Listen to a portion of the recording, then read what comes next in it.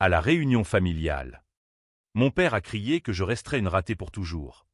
Je lui ai tendu l'enveloppe contenant les preuves de ses crimes. Et il a blêmi comme si la mort elle-même l'avait effleuré. Dans ce salon parisien imprégné d'odeurs de vin et de regrets, j'ai vu ses yeux qui m'avaient tant haï, se remplir de terreur pure. Et j'ai souri pour la première fois depuis des années. Ce n'était pas de la joie. Non, c'était le début d'une vengeance qui allait nous consumer tous. Comme un feu lent dans les veines d'une famille pourrie jusqu'à la moelle. Je m'appelle Élise Moreau.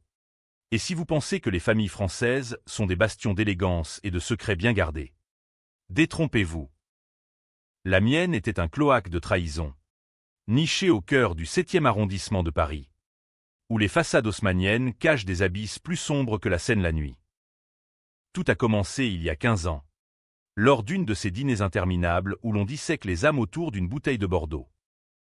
J'avais 20 ans, fraîchement diplômé de la Sorbonne en littérature, avec des rêves de plumes et de pages noircies par des mots qui pourraient changer le monde. Mon père, Henri Moreau, banquier respectable chez BNP Paribas, m'avait regardé ce soir-là avec ce mépris qu'il réservait aux femmes de la famille. Ma mère était morte en couche, emportant avec elle le peu de tendresse qu'il avait jamais eu. « Élise, tu seras toujours une ratée », avait-il lancé, sa voix tranchante comme un guillotine. Les rires de mes frères, Pierre et Laurent, avaient résonné comme des applaudissements à un spectacle macabre. J'avais ravalé mes larmes, mais pas ma rage. Cette rage qui mijotait, attendant son heure. Pourtant, ce n'était que le prélude. Le vrai poison s'était instillé bien avant. À l'époque, j'ignorais encore le secret qui rongeait notre lignée. Mon père n'était pas l'homme intègre qu'il prétendait. Des années plus tôt, dans les années 80, lors d'un scandale financier qui avait secoué la bourse de Paris, il avait saboté un collègue pour grimper les échelons. Ce collègue, un certain Jacques Lefebvre, s'était suicidé après avoir été accusé de fraude, une fraude que mon père avait orchestrée, falsifiant des documents pour que Lefebvre porte le chapeau. J'étais enfant alors, mais j'avais vu les ombres dans ses yeux, les nuits où il se réveillait en sueur, murmurant des excuses à un fantôme. Ma mère, avant de mourir, m'avait confié un dossier, des lettres, des relevés bancaires, des preuves irréfutables. Garde-les, Élise, pour le jour où il te brisera. Elle savait, les femmes de notre famille savaient toujours. Mais on se taisait, par peur ou par amour tordu. Les années passèrent comme un brouillard de défaite. Pierre, l'aîné, hérita du poste de père chez la banque, maria une héritière du 16e et engendra des enfants parfaits. Laurent, le cadet, devint avocat, défendant les puissants avec une éloquence qui masquait sa cupidité. Moi, j'étais là, raté, un emploi précaire comme correctrice freelance, un appartement minuscule à Belleville, entouré d'immigrés et de poètes maudits qui me rappelaient que la vie n'était pas un roman de Balzac, mais un cauchemar existentiel. J'écrivais en secret des nouvelles sombres sur la trahison familiale, mais personne ne les lisait. Sauf une fois, lors d'une soirée arrosée chez un éditeur. J'ai glissé un manuscrit à un agent. Il a ri, trop français, trop noir. Les lecteurs veulent du feel-good. J'ai ri aussi, mais intérieurement, je bouillonnais. La vengeance, elle n'était pas encore née, elle germait, comme une tumeur.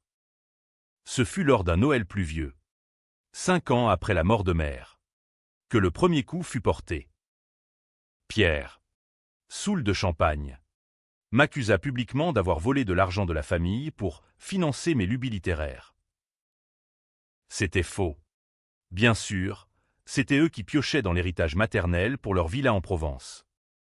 Mes pères, au lieu de me défendre, renchérit, elle est comme sa mère, une menteuse.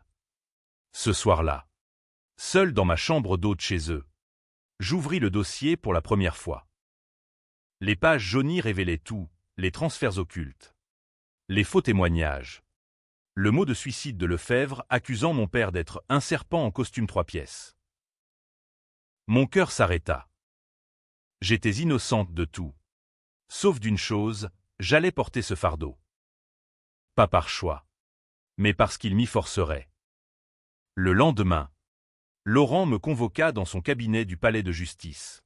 « Élise, signe ça, dit-il, poussant un papier, une reconnaissance de dette fictive pour 50 000 €, censé rembourser l'héritage détérioré. » Refusé, il menaçait de me couper les vivres, de me faire interner pour instabilité émotionnelle, un diagnostic bidon d'un psychiatre complice.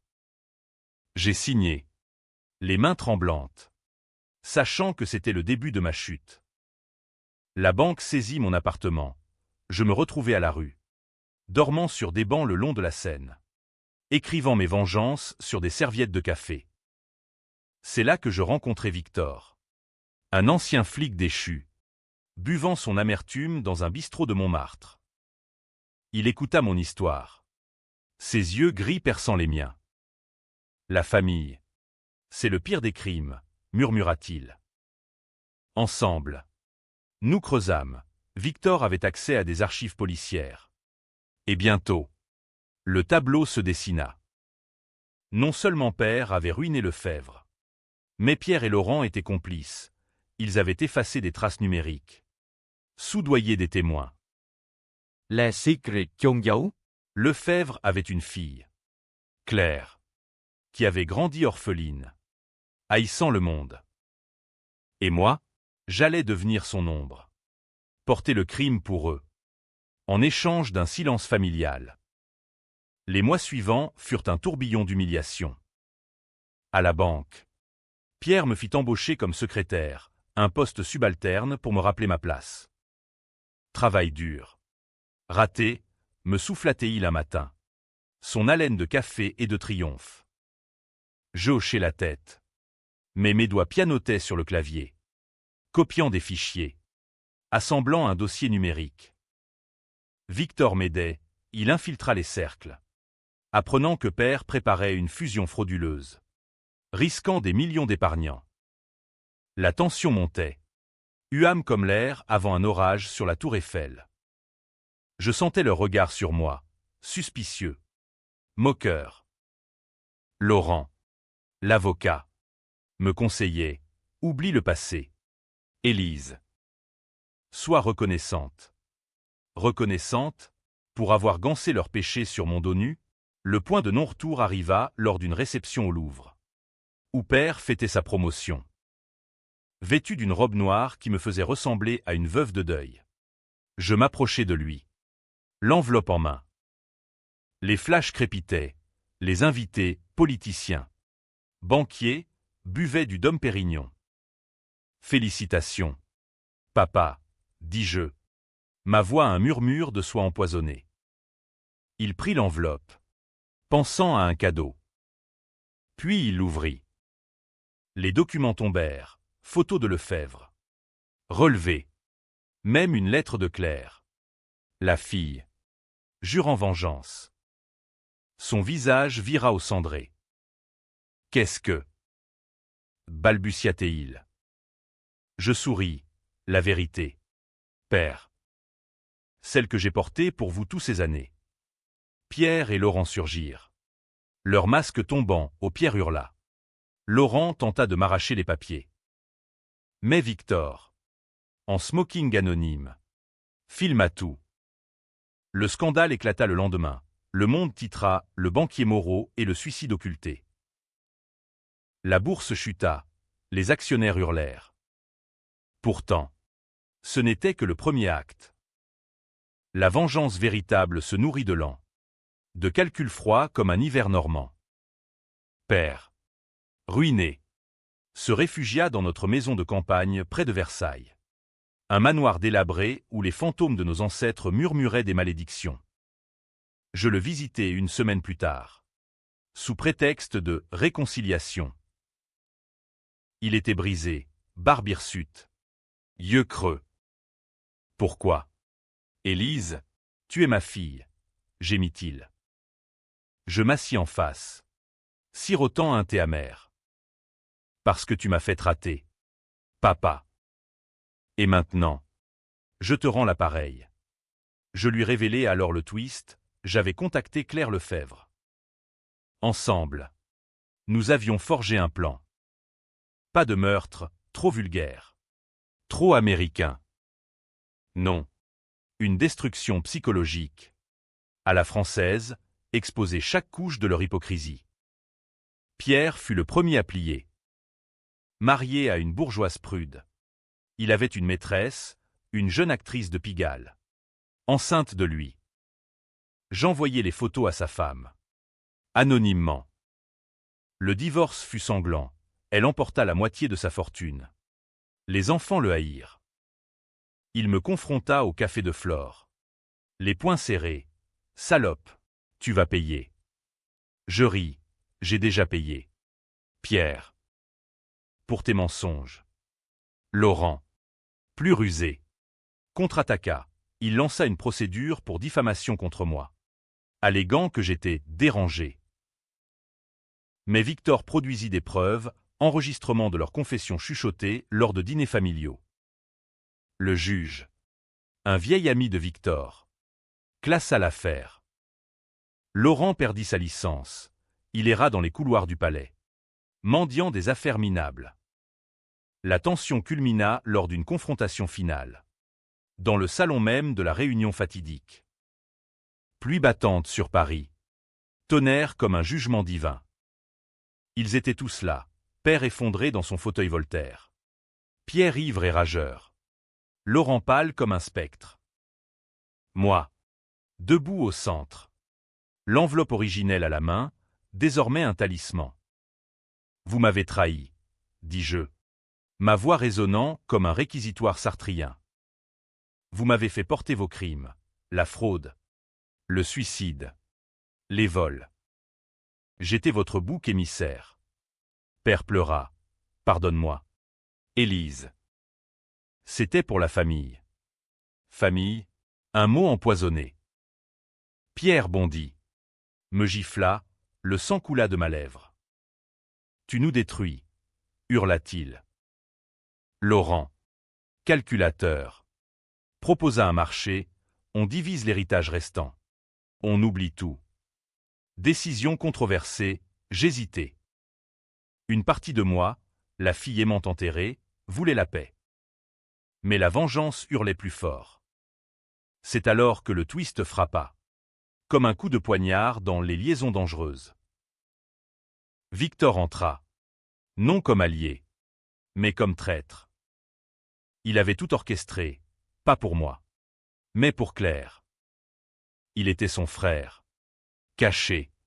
Vengeant Lefebvre depuis des décennies. Élise. Tu n'étais qu'un pion, avoua-t-il. Son pistolet pointé sur Père. Le salon devint un théâtre d'ombre. Pierre tenta de fuir. Laurent supplia. Père se traîna à mes pieds. Je dus choisir, les sauver. Ou les laisser périr.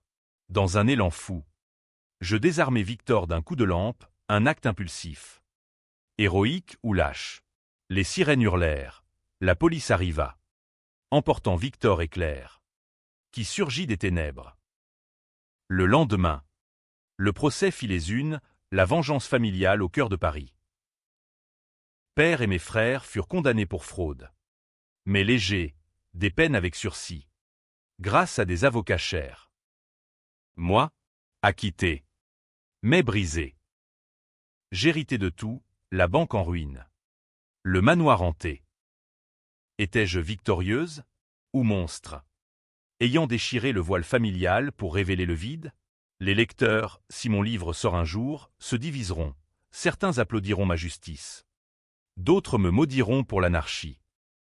À la fin, seul sur un banc de la Seine, jetant une enveloppe vide au vent.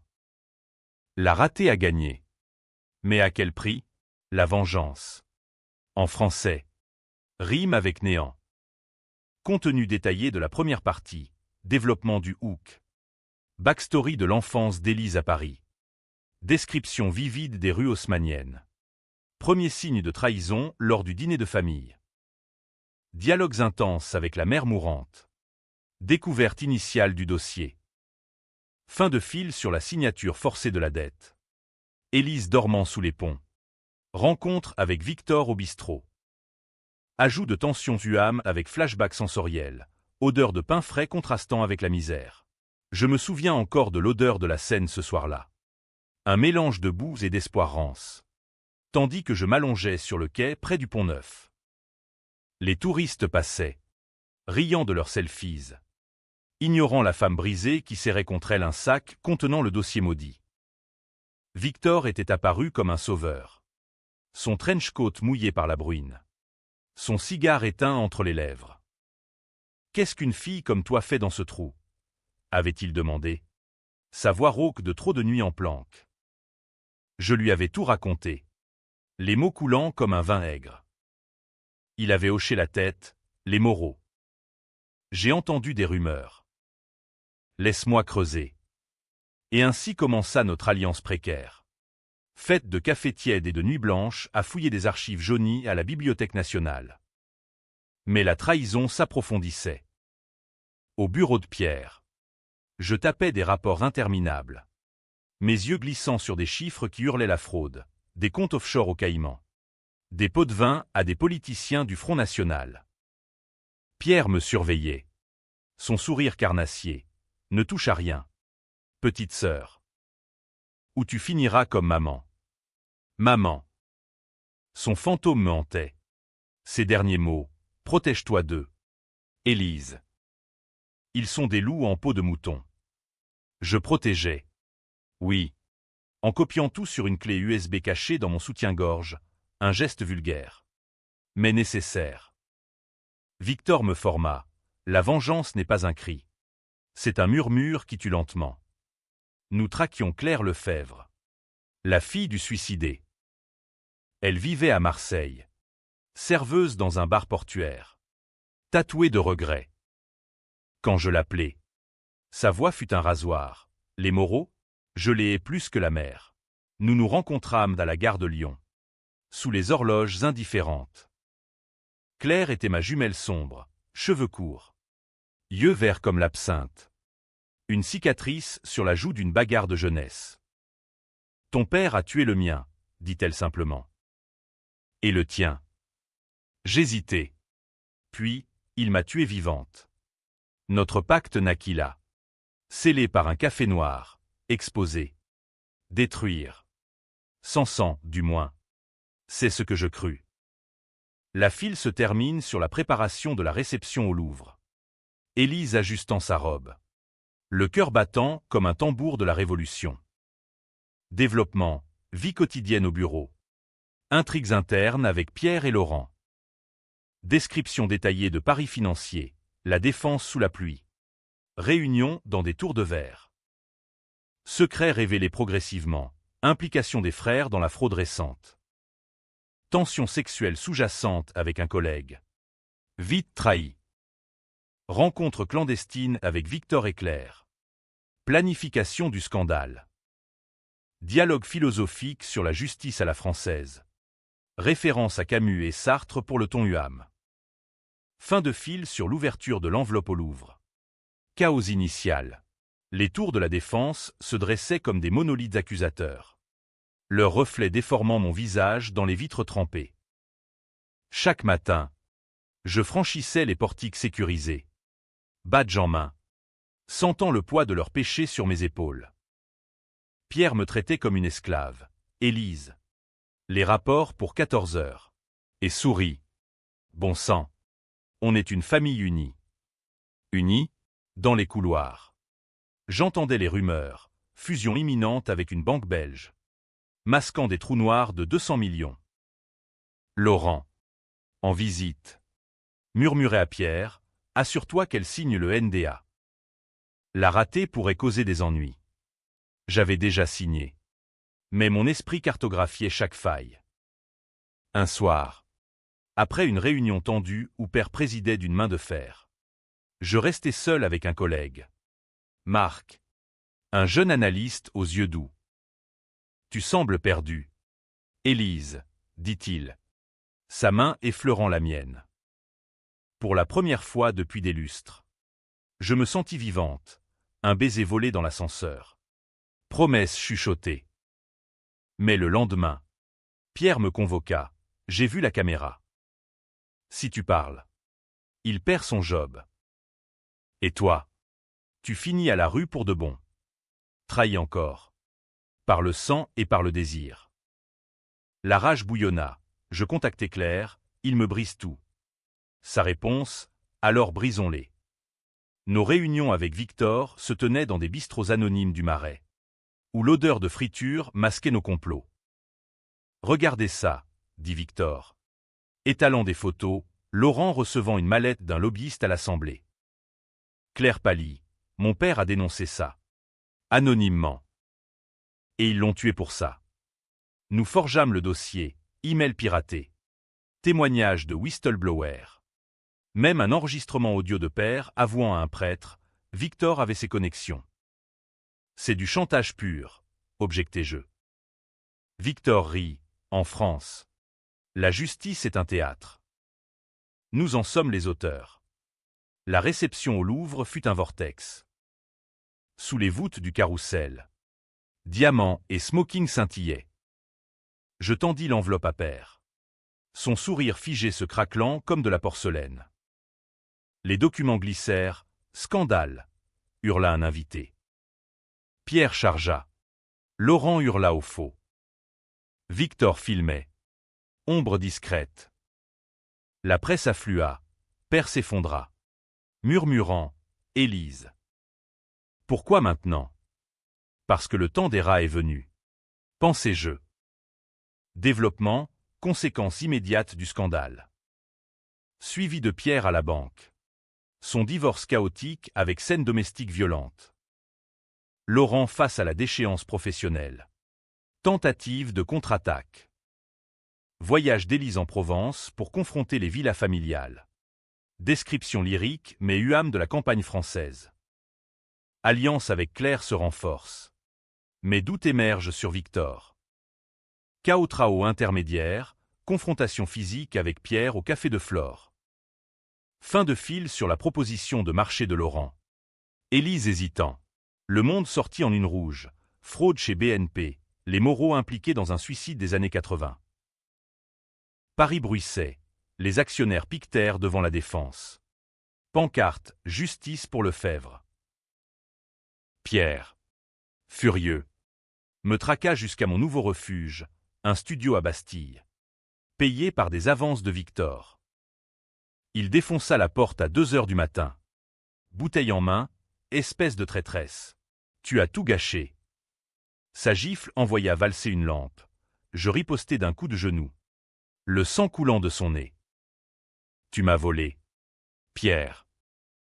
L'héritage. Le poste. Ma vie. Il s'effondra. Pleurant, c'était pour nous protéger. Protéger?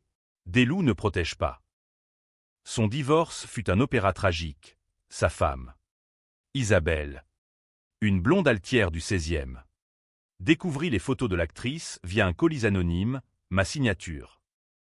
Elle hurla lors d'une soirée chez Maxim's, « Salaud !» et enceinte. En plus. Les enfants. Des jumeaux de 10 ans. Le renièrent, papa est un menteur. Comme Élise l'a dit.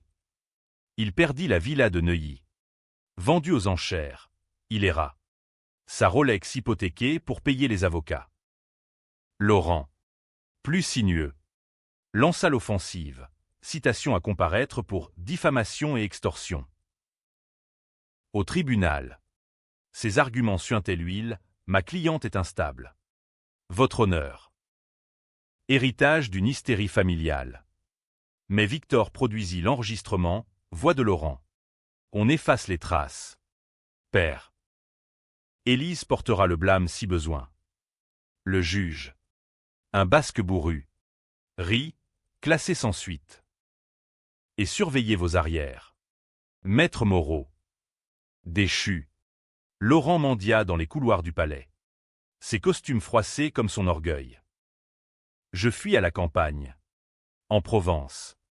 Où la maison familiale, un massacre près d'Aix, puelle et lavande fanée et les mensonges. Là. Sous les oliviers tordus. Je confrontais les souvenirs. Pique-nique où père nous racontait des fables de noblesse. Masquant ses vols. Claire me rejoignit, nous brûlâmes des photos anciennes. Et Victor? Demandai-je. Elle haussa les épaules. Mon frère. Il est plus que moi. Frère? Le doute s'insinua. Comme un ver dans une pomme. De retour à Paris. Au café de Flore où Sartre sirotait son absinthe. Pierre m'attendait. Reviens. Élise. On peut tout arranger. Son poing vola. Je l'esquivai. Renversant sa tasse. Arranger? Comme vous avez arrangé Lefebvre. La bagarre attira les gendarmes, il fut arrêté pour agression. Laurent appela. Rencontrons-nous. Un marché, l'héritage partagé. Silence éternel. J'hésitais. Le téléphone tremblant. Paix ou feu. Versailles. Sous un ciel de plomb. Enveloppait le manoir comme un linceul. La bâtisse. Vestige d'un oncle enrichi par la collaboration. Grinçait sous le vent, cheminée fumante. Vitraux craquelés représentant des martyrs. Père y croupissait. Servi par une gouvernante muette. Quand j'entrai, il leva des yeux de noyer. Élise. Ma fille. Nous parlâmes des heures. T'es froid entre nous. J'ai fait ça pour la grandeur. Pour vous élever au-dessus de la médiocrité. Grandeur? Tu m'as enfoncé. Papa. J'ai porté ton crime comme une croix. Il confessa tout, le sabotage de Lefebvre. Les nuits de remords. Même un amour adultère pour la femme de Lefebvre, twist mineur. Alimentant ma nausée. Claire arriva par train, notre lien s'intensifia. Une nuit. Dans la chambre aux tapisseries moisies. Ses lèvres effleurèrent les miennes. La vengeance nous lie. Élise. Un baiser salé de larmes et de désirs. Controversé, deux femmes brisées dans un lit ancestral. Mais Victor rôdait, ses appels, préparaient la fin. Le salon. Ce vendredi saint. Les médias me traquaient, interview à France Inter. Où je déclarais, la famille française est un mythe empoisonné. J'ai vengé pour les silences. Les auditeurs appelèrent, mœurs pour certains. Héroïne pour d'autres. Un présentateur, n'êtes-vous pas un monstre? Je ris, mieux un monstre qu'une victime. Pierre et Laurent rappliquèrent. Écorché vif. Pierre. Ruiné. Proposa. Tue-moi. Si tu veux. Laurent. On fuit ensemble. En Suisse. Refus. L'orage gronda. Nous convergeâmes au salon parisien. Éclairé par des bougies vacillantes. Père en centre. Brisé, frère flanc gardien. J'entrai. Enveloppe en main, c'est l'heure des comptes. Développement, confrontation finale détaillée. Dialogue tendu. Violence physique et psychologique. Entrée de Victor comme traître. Révélation qu'il est le demi-frère de Lefebvre et a manipulé Élise pour sa propre vengeance. Fusillade manquée. Intervention d'Élise salvatrice. Procès médiatique. Condamnation légère. Réflexion postérieure d'Élise sur la moralité. Héritage ambigu. Kết thúc bi kịch có tranh luận.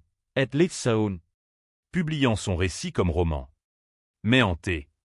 Suggérant un cycle éternel de vengeance. Évocation poétique de Paris éternel.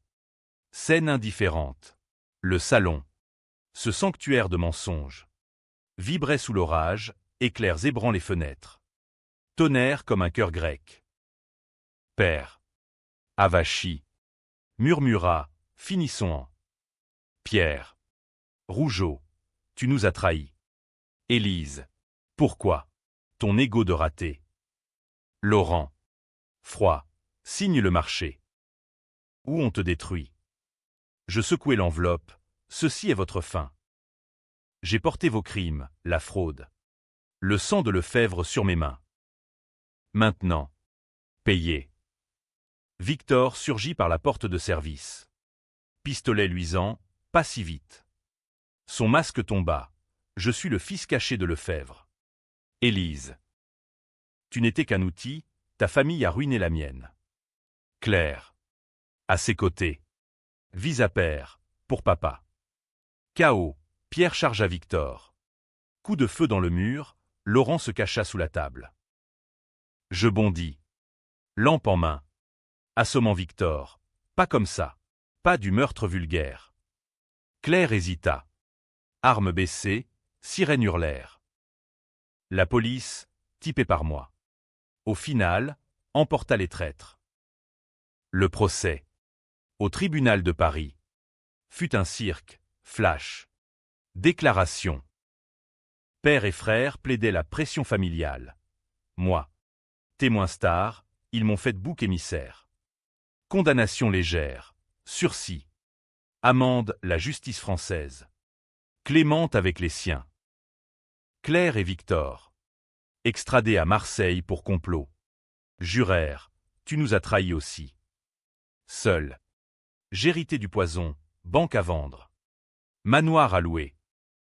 J'écrivis tout, ce récit, soumis à un éditeur de Gallimard. Controversé. Mais puissant, dirent-ils. Le livre sortit, best-seller. Débats enflammés sur CNews, héroïne ou parricide morale. Certains me fêtent au dîner littéraire, d'autres me maudissent comme une sorcière. Sur le banc de la scène. Enveloppe vide en main. Je murmure. La vengeance liberté-elle, ou enchaîne-t-elle? Paris rit. Indifférent. Ses lumières dansant sur l'eau noire. La ratée a triomphé. Mais le néant l'appelle. Fin. Ou nouveau début. À vous de juger.